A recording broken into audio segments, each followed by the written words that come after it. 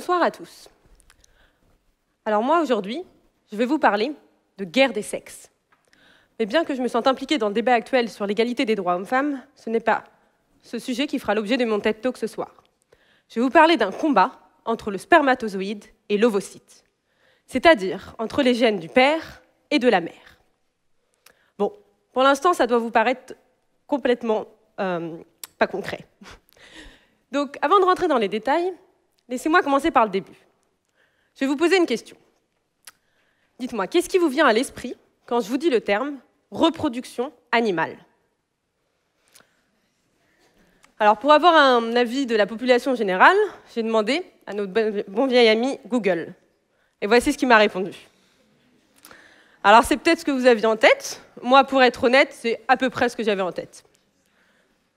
Cependant, on oublie que la majorité des animaux n'ont pas besoin de partenaires sexuels pour se reproduire. En effet, beaucoup d'insectes, certains arthropodes et même des reptiles peuvent se reproduire sans partenaire sexuel. On appelle cela de la parthénogénèse. Alors comment ça fonctionne?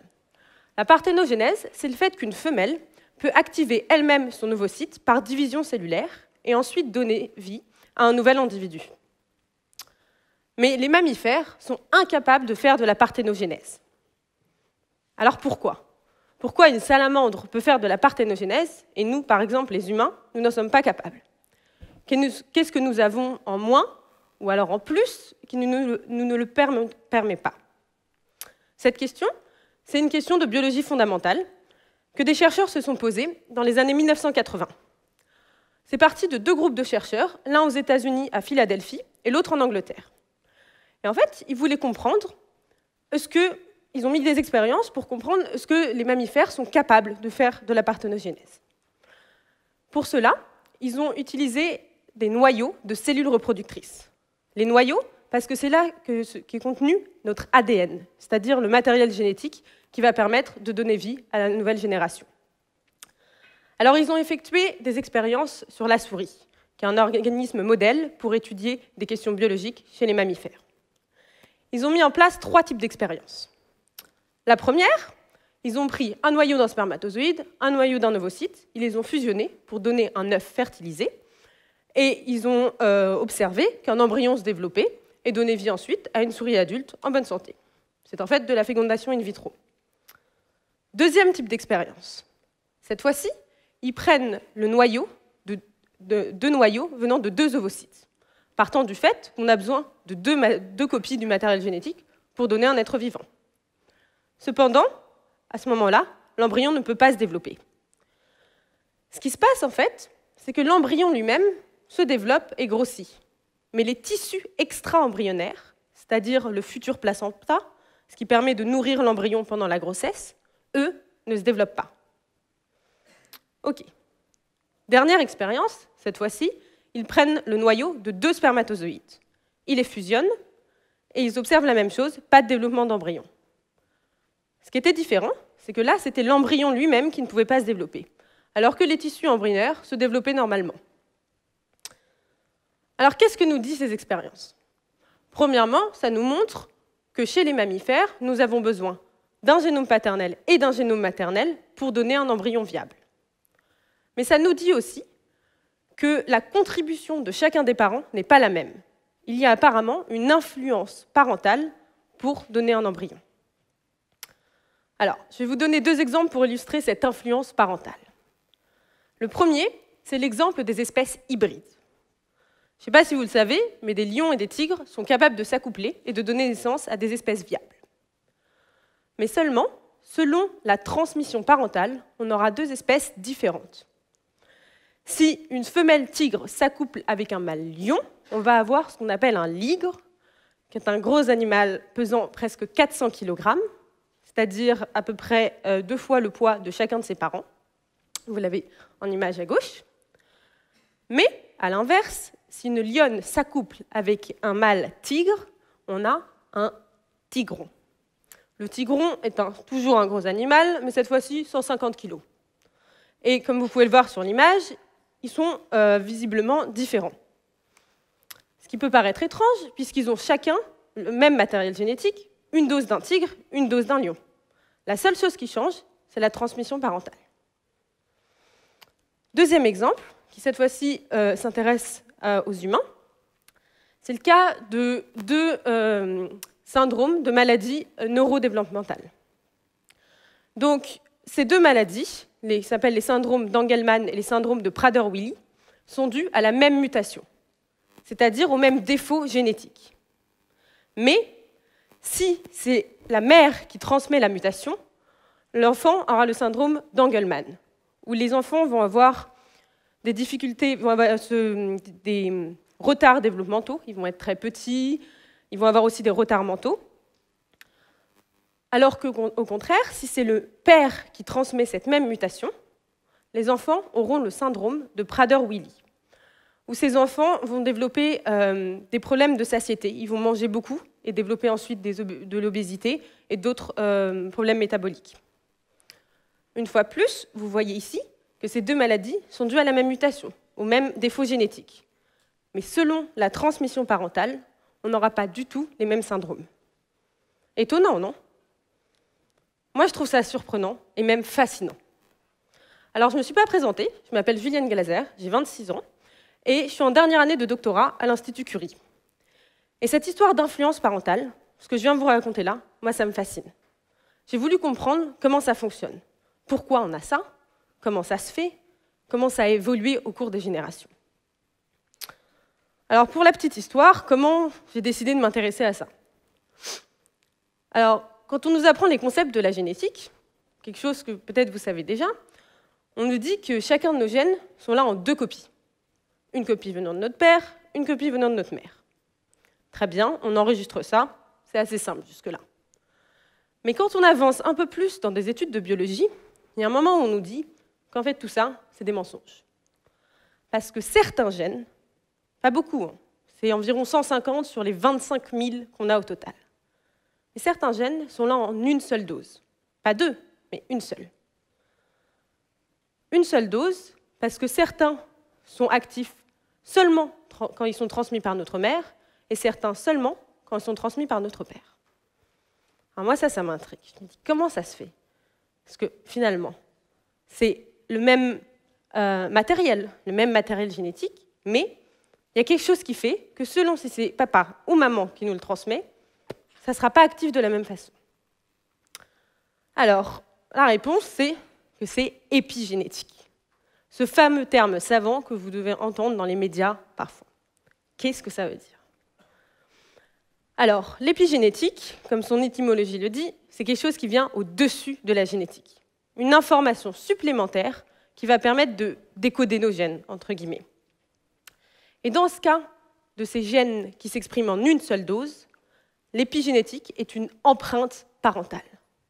Que ce soit la mère ou le père qui nous donne ces gènes, on n'aura pas la même empreinte génétique, le même message épigénétique. Bon, ça peut paraître encore un peu flou. Alors, pour expliquer un peu plus l'épigénétique, apparemment, il y a pas mal de musiciens dans la salle.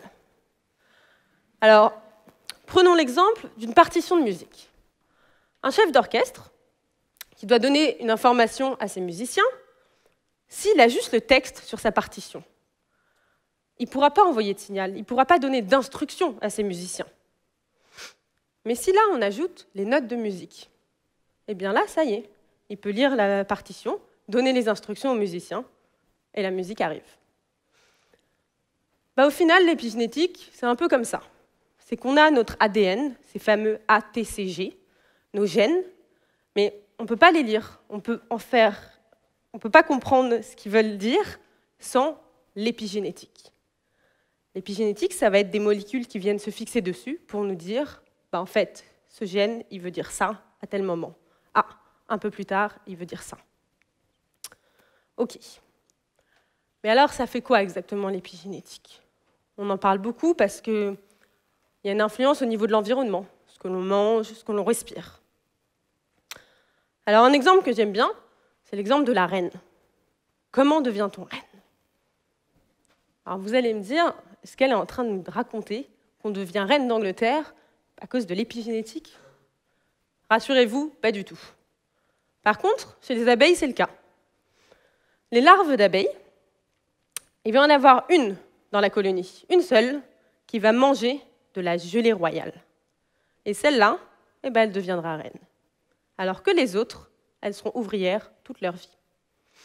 Alors ce qui se passe, c'est que dans la gelée royale, il y a des molécules chimiques qui vont venir modifier ces gènes, créer des modifications épigénétiques, qui vont faire qu'elle va devenir reine. La reine vit beaucoup plus longtemps que les autres, elle vit de 3 à 4 ans. Et la reine, surtout, elle peut se reproduire, elle est fertile. Toutes les autres qui n'ont pas mangé de la gelée royale, elles seront ouvrières, vivront que quelques mois et ne pourront pas se reproduire. Ok, super les abeilles. Mais alors nous, les humains, est-ce que je mange de la gelée royale et je deviens reine d'Angleterre? Non.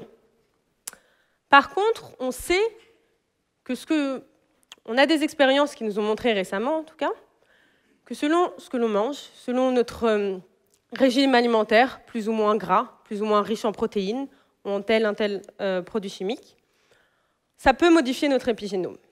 En tout cas, il y a des expériences et des publications scientifiques qui ont montré cela chez la souris ou chez des rats.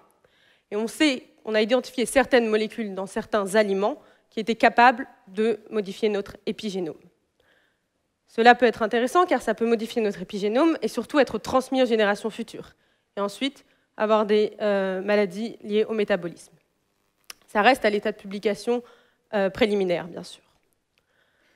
Au niveau des toxines et des polluants aussi, je ne sais pas si vous avez entendu parler peut-être des perturbateurs endocriniens.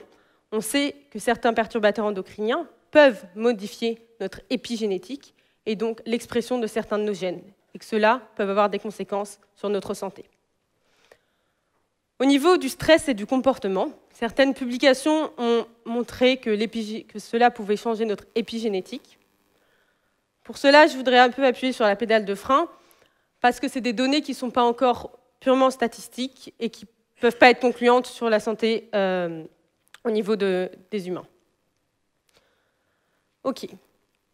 Donc l'épigénétique, c'est dans notre environnement, ça peut modifier nos gènes et ça peut être néfaste. Mais l'épigénétique, ce n'est pas seulement néfaste. Comme je vous l'ai dit avec l'exemple de la musique, on en a besoin. On a besoin de ces modifications pour lire nos gènes. Par exemple, dans toutes nos cellules, on a le même ADN. Mais si une cellule de la peau devient une cellule de la peau, une cellule du foie, une cellule du foie, c'est parce que certaines modifications épigénétiques ont dicté à ces cellules d'exprimer certains gènes ou non. Alors, je ne sais pas, peut-être que là, en ce moment, vous êtes en train de vous dire « c'est super ce qu'elle nous raconte, mais au début, j'ai commencé mon talk en vous parlant de guerre des sexes. Quel est le rapport avec tout ça ?» Alors, pour ça, je vais revenir sur ces gènes qui s'expriment en une seule dose, qui me fascinent tant.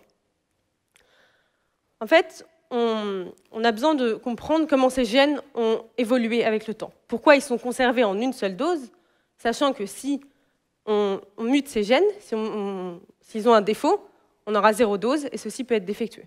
Donc pourquoi ils sont conservés? Alors ce qu'on a observé dans la fonction de ces gènes, c'est que ceux qui sont transmis par la maman sont des gènes qui ont tendance à réguler négativement la croissance de l'embryon et du futur être vivant.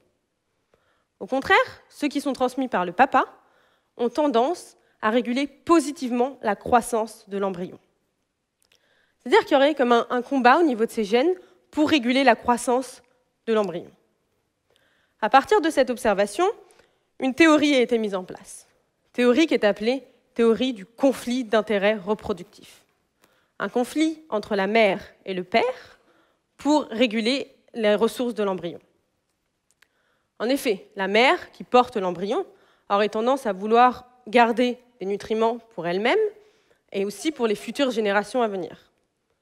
Donc elle aurait tendance à vouloir limiter la croissance de l'embryon. Au contraire, le père veut que sa descendance soit la plus vigoureuse possible, la plus forte possible, pour transmettre le mieux possible ses gènes. Et il aurait tendance à vouloir que l'embryon soit le plus gros possible. C'est bien sûr une théorie évolutive, qui n'a pas de sens biologique, qui sert juste à expliquer l'évolution de certains gènes en regardant leur fonction. Mais moi, je m'intéresse particulièrement à cette théorie, parce que je travaille moi-même sur l'un de ces gènes, qui est transmis par le père, et j'ai pu montrer qu'il joue un rôle positif sur la croissance. Alors cette théorie, elle s'appelle conflit d'intérêt reproductif. Pour moi, il n'y a pas de conflit. On part juste d'un intérêt reproductif, qui, en fait, entre celui de la mère et du père, est le même. C'est-à-dire que l'embryon se développe bien et qu'on ait une descendance qui transmette ses gènes le mieux possible. Alors pour revenir sur ce terme de guerre des sexes, je voudrais citer une phrase que j'aime bien d'Henry Kissinger, qui dit qu'en fait, personne ne gagnera jamais la guerre des sexes parce qu'il y a trop de fraternisation avec l'ennemi. Pour finir, en tant que femme scientifique, milieu dans lequel les femmes sont encore trop peu représentées quand on arrive à des hauts postes hiérarchiques, je vous ai montré aujourd'hui que dans un embryon, on a besoin, pour qu'il se développe normalement, d'une contribution paternelle et maternelle. Eh bien, en sciences, comme dans toute autre discipline, on a besoin d'une contribution homme-femme égale. Et je vous ai mis aussi ici une photo de mon équipe de recherche, parce que la recherche dans un laboratoire, ça se fait en équipe, en communiquant énormément. Et on a la chance d'avoir une contribution égale homme-femme. Et je ne sais pas, c'est peut-être ça qui fait que cette équipe soit aussi formidable et aussi motivante au quotidien. Merci beaucoup de votre attention.